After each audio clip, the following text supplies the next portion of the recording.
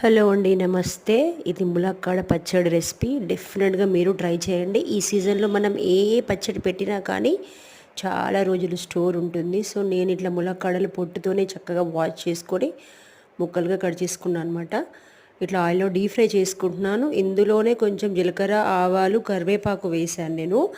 So ఒకే ప్యాన్లో అన్నీ వేసుకుంటే సరిపోతుంది కదా అని చెప్పేసి ఇట్లా చేస్తున్నాను నేను. హెవీగా అయితే బ్యాచ్లర్ వేసి వేసుకోవచ్చు. సో అట్లా జీలకర్ర, ఆవాలు, కరివేపాకు వేసిన తర్వాత అవి చక్కగా ఫ్రై అయిన తర్వాత ఇంకా అందులోనే నేను చింతపండు ప్యూరీ నానబెట్టేసి మిక్సీ పట్టింది వేసాను అనమాట.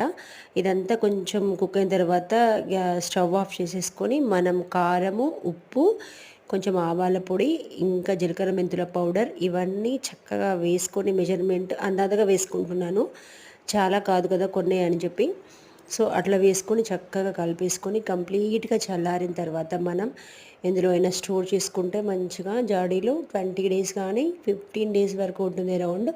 సో డెఫినెట్గా మీరు ట్రై చేయండి. టేస్ట్ అండ్ హెల్తీ రెండు బాగుంటాయి.